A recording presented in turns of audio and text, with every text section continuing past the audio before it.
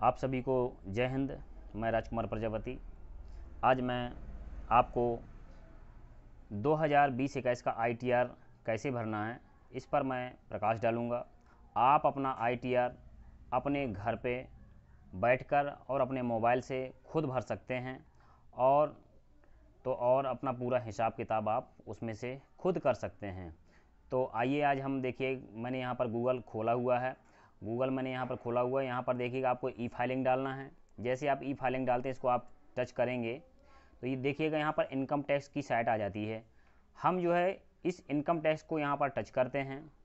जैसे ही यहाँ पे हम टच करते हैं तो इस तरह से ये आएगा। तो हमको यहाँ से इसको कट कर देना है। ये नोटिफिकेशन देता रहता है। यहाँ पर 3 ऑप्शन दिए रहते हैं। पहला है रजिस्टर योरसेल्फ, यानी अपना रजिस्टर करें, और दूसरा है लॉगिन, तीसरा फॉरगेट पासवर्ड। यदि आप अपना पासवर्ड भूल गए हैं तो आप इसके थ्रू पासवर्ड अपना बना सकते हैं। तो देखिए मेरे पास तो ऑलरेडी बहुत सारे पासवर्ड बने हुए हैं, तो मैं आज एक पासवर्ड लेता हूं और उस पर जो है मैं लॉगिन करता हूं। तो पहला देखिएगा मैंने यहाँ पर लॉगिन किया। जैसे हम लॉगिन करते हैं तो यहाँ देखिए, मैंने आपसे पहले बताया था कि बहुत सारे पासवर्ड मेरे इसमें डले हुए हैं। तो मैं अभी थोड़ी देर पहले अपने मित्र का मैंने ITR भरा हुआ है। तो देखिए उनका पासवर्ड भी रीसेट है, यहाँ पर मैंने पहले से डाला हुआ है। यहाँ पर हमको कैप्चा डाल देना है। कैप्चा डाल देते हैं XE67RM। ये हम कैप्चा डाल के यहाँ पर OTP रिक्वेस्ट को कुछ नहीं करना, सीधे अपन को लॉगिन कर देना है। जैसे ही अपन लॉगिन करते हैं तो आप यहाँ पर देखेंगे कि यहाँ पर ये कंटिन्यू पूछता है, तो इसको कंटिन्यू पे अपन क्लिक करते हैं। फिर यहाँ पर देखिए कहता है कि आपको यदि कोई चीज़ अपडेट करना है, एड्रेस अपडेट करना है तो कर दीजिए, लेकिन इसमें ज़रूरत नहीं है, इसलिए हम इसको क्या करेंगे, स्किप करेंगे। ये हम यहाँ पर स्किप कर देते हैं। अब देखिएगा कि आपकी ये साइट जो है इनकम टैक्स रिटर्न की खुल चुकी है। कुछ नहीं मैंने किया है, देखिए आपके सामने है। थोड़ा आपका ID पासवर्ड डाला है। ID आपकी पैन कार्ड होती है, पासवर्ड जो आप बनाते हैं। इसमें देखिएगा कि आपके माई अकाउंट में बहुत सारा दिखता है। आप व्यू फॉर्म में जो है 26AS आपका कितना कटौती हुआ है, बैंक के थ्रू हुआ है, कहाँ से हुआ है, पैन में कितना आपका टैक्स जमा है, ये आपको 26AS के तहत आपको मालूम चल जाएगा। इसमें आप जितने वर्षों के जो है आप जो है ITR भरे हुए हैं उसमें से आप जो है देख सकते हैं कि हमारे ITR कब कब हमने ITR भरा हुआ है। तो यहाँ पर देखिए, इसको इनकम टैक्स रिटर्न को सिलेक्ट कर लेते हैं और यहाँ पर सबमिट कर देते हैं। तो देखिए हमने जितने भी ITR भरे हुए हैं, ये आपका 18, 19, 19, 20 में ये दो बार भरा गया है, रिवाइज किया गया है। इसको आप 2 बार 3 बार भर सकते हैं। आप कभी भी ये मत सोचिएगा अरे हमसे गलती हो गई है, कुछ हो गई है। आप 5 बार भरिए, 6 बार भरिए, कोई दिक्कत नहीं है, रिवाइज होता रहता है वो। ओके। इसके बाद में देखिए 20-21 का मैंने इनका आज ही सुबह मॉर्निंग में मैंने भरा हुआ है और सक्सेसफुली E-वेरीफाई भी लिखा हुआ है। तो अब हम चलते हैं, देखिएगा कि आयकर जो है रिटर्न हमको कैसे भरना है। तो माई अकाउंट में तो इतना देख सकते हैं। यदि किसी का E-वेरीफाई नहीं हुआ है तो यहाँ पर देखिए ऑप्शन है E-वेरीफाई का। आप जो है आधार में OTP भेज करके E-वेरीफाई भी कर सकते हैं। अब हमको आगे चलना है। यहाँ पर हमको इनकम टैक्स रिटर्न में यहाँ पर इसको आप टच करेंगे तो ये देखिए इस तरह की ये हमारे इसमें से विंडो खुलती है। इस विंडो में हम जो है 20-21 आप सिलेक्ट कर लेना है। 20-21 सिलेक्ट करने के बाद में हम चूँकि कर्मचारी वर्ग से आते हैं, इसलिए एम्प्लॉई हैं, तो इसलिए हमको जो है ITR फर्स्ट हमको चूज करना पड़ेगा। यहाँ पर देखिएगा अगला ऑप्शन आपका क्या है, ये आपका टाइप फिलिंग टाइप। तो यहाँ पर फिलिंग टाइप देखिएगा, एक XML फाइल होती है और यहाँ पर एक ओरिजिनल या रिवाइज्ड। तो यहाँ पर ओरिजिनल रिवाइज में टिक करिए और यहाँ पर आप देखिएगा, यहाँ पर देखिए XML आ गया। तो हमको ऑनलाइन करना है। ऑनलाइन काम बेहतर होता है, XML फाइल बनाना थोड़ा सा टफ होता है। यहाँ पर देखिएगा हमारा ये खाता नंबर जो पहले से डला हुआ है उसको यहाँ पर टिक कर दीजिए और यहाँ पर कंटिन्यू पे आगे बढ़ जाइए। फिर वो आपसे कुछ परमिशन मांगता है। I agree to check all pre filling data, मैंने चेक कर लिया है और इसको हम डायरेक्ट जो है यहाँ से टिक करने के बाद में कंटिन्यू पे जाते हैं और ये हमने यहाँ पर कंटिन्यू कर दिया। जैसे ही हम कंटिन्यू करते हैं तो देखिए यहाँ पर ये अलग अलग स्लाइड खुलती हैं। पहली स्लाइड जो है इंस्ट्रक्शन की है। आप इंस्ट्रक्शन को भली भांति पढ़ लीजिए। अंग्रेजी में है, पहले ये हिंदी में भी आ जाता था, लेकिन इस समय जो है आयकर विभाग ने इसको इंग्लिश में ही किया हुआ है। दूसरा आप देखेंगे कि आपका जो है जनरल इन्फॉर्मेशन, अपना नाम चेक कर लीजिए, पैन चेक कर लीजिए, आधार चेक कर लीजिए, और इसमें सभी चीज़ें चेक करने के बाद में यहाँ पर एक चीज़ आपको भरना है, नेचर ऑफ एम्प्लॉयमेंट, यानी आपके एम्प्लॉयमेंट का नेचर क्या है, यानी आप किसके कर्मचारी हैं, सेंट्रल गवर्नमेंट के हैं, राज्य सरकार के हैं, पब्लिक सेक्टर के हैं, पेंशनर हैं, अदर हैं।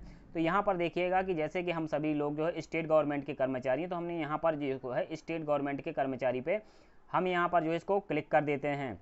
यहाँ पर देखिएगा चूँकि ये फार्म हम पहले से भर चुके हैं इसलिए रिवाइज में आ रहा है। अगर हम भरे ना होते यहाँ पे तो ये रिवाइज में ना आता, यहाँ पर ओरिजिनल लिखा होता। इसमें आपको कोई दिक्कत नहीं है, वो अपने आप सिलेक्ट कर लेता है। यहाँ पर क्या करना है देखिएगा, ये पहला ऑप्शन है, यहाँ पर सिलेक्ट बोल रहा है।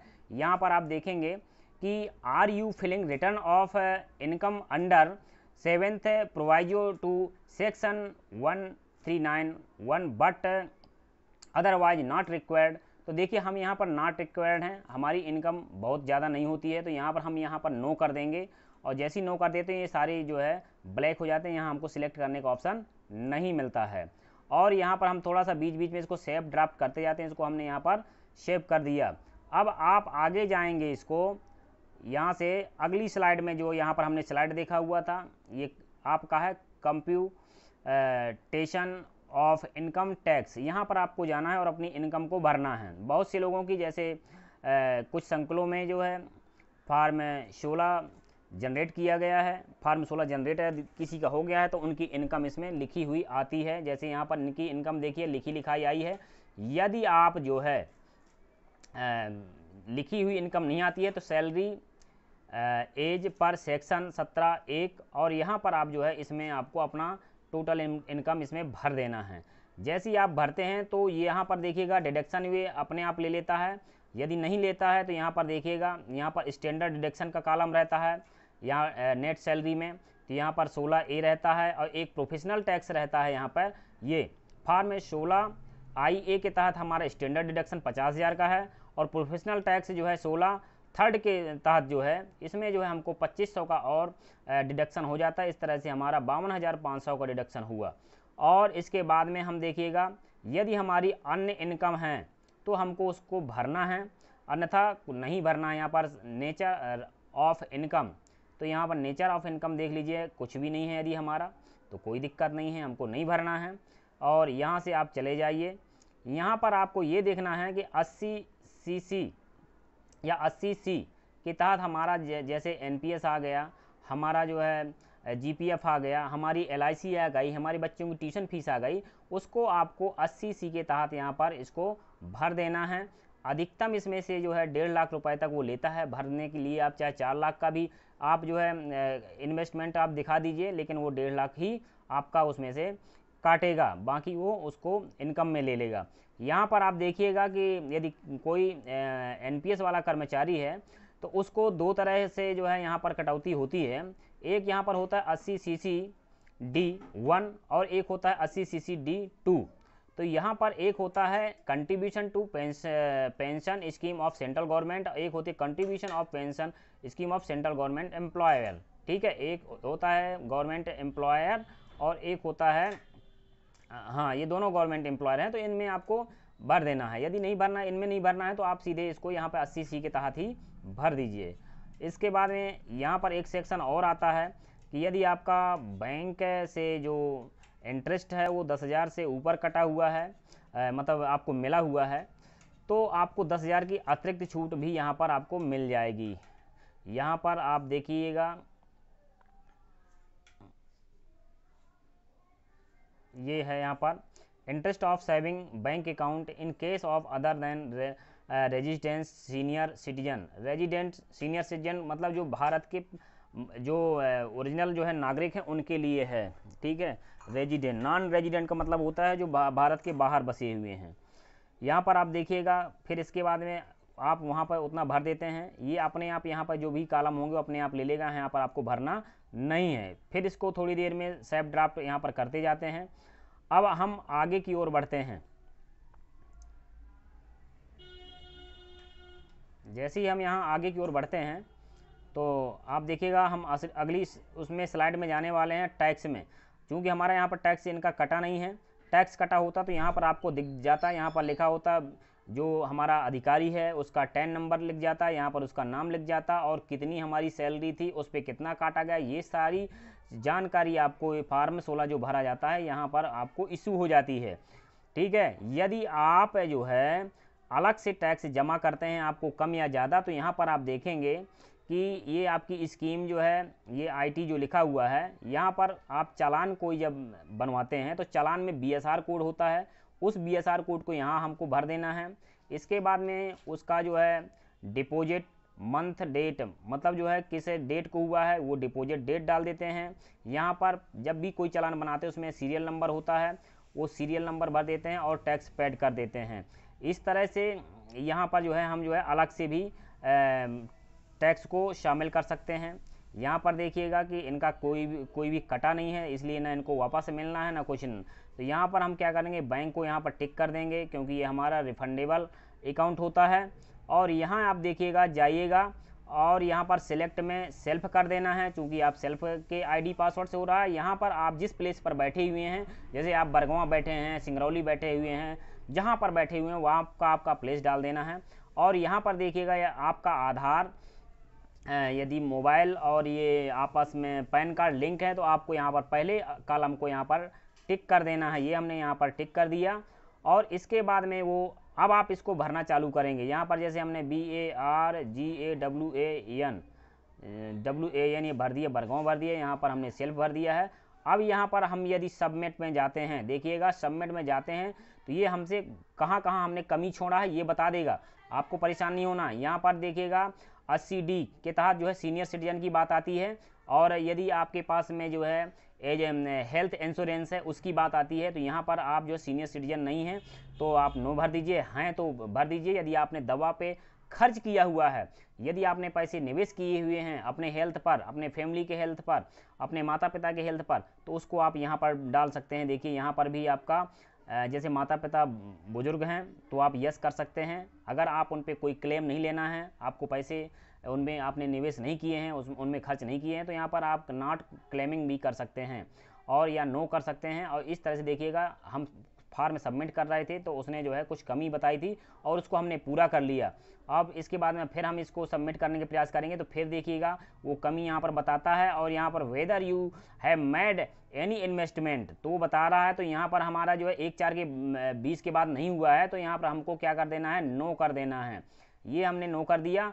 अब इसको हम यहाँ से सबमिट करेंगे। इसको जैसे ही हम यहाँ पर सबमिट करेंगे, देखिए यहाँ आसानी से हमसे परमिशन मांगेगा और यहाँ पर ये चला जाएगा। ओके हमने कर दिया। ये फॉर्म हमारा जो है सीधे कंप्लीट हो गया पूरा। अभी भी इसमें एडिट करने के मौके हैं, हम यहाँ पर इसको एडिट कर सकते हैं, लेकिन हमको विश्वास है कि हमें एडिट इसमें नहीं करना है। अब हम यहाँ से इसको सबमिट कर देते हैं, लास्ट में कर देते हैं। और यहाँ पर देखिएगा अब ऑप्शन पूछता है OTP का। जैसे ही आधार OTP हम टिक करते हैं और कंटिन्यू करते हैं तो ये ऑप्शन यहाँ पर कंटिन्यू का आ जाता है। ये आप कंटिन्यू पे आप टच करेंगे तो आपके तुरंत आधार पे OTP चली जाएगी, और वह OTP जैसी जाएगी उस OTP को आप जो है उसमें आप डाल दीजिए और फिर आप ओके कर दीजिए, सबमिट कर दीजिए। आपका फॉर्म भर गया। आपका ये फॉर्म अब कंप्लीट हो चुका। अब मैं यहाँ से थोड़ा बैक जाता हूँ क्योंकि ये फॉर्म हम पहले भर चुके हैं, इसलिए हम दोबारा OTP ले करके अपने मित्र को परेशान नहीं करेंगे और हम यहाँ से इसको कैंसिल कर देते हैं। और यहाँ से हम देखिए इसमें एग्जिट भी कर जाते हैं क्योंकि ये भरा जा चुका है। अब यहाँ पर आप देखेंगे कि यहाँ माई अकाउंट है। माई अकाउंट में हम यहाँ जाएंगे, जो हमने वो फॉर्म को भरा है, व्यू इसमें जाएंगे और व्यू फिल्ड में, और यहाँ से आप जो है ITR यहाँ से आप रिटर्न में जाएंगे और रिटर्न को सबमिट करेंगे। तो जो अभी आपने भरा है वो यहाँ पर आपको एक्नॉलेजमेंट प्राप्त हो जाएगा। इसको आप टच करेंगे तो यहाँ पर आपकी एक PDF फाइल जो है खुल जाएगी, और उस PDF को आप जो है डाउनलोड कर लीजिए, या आपके पास ये PDF हमेशा रहती है। यदि आपकी कोई PDF फाइल गुम हो जाती है तो परेशानी होने की बात नहीं है। सारे के सारे जितने साल से आप भरते आ रहे हैं वो सभी PDF आपके पास सुरक्षित रहते हैं, इसमें कोई भी परेशानी की बात नहीं है। मुझे आशा ही नहीं विश्वास है कि आप ITR फॉर्म अपना खुद भर लेंगे, और यदि किसी भी तरह की आपको टेक्निकल समस्या का सामना करना पड़ रहा है तो आप मुझे संपर्क कर सकते हैं। मैं आपकी ITR भरने में हेल्प करूंगा। Thank you.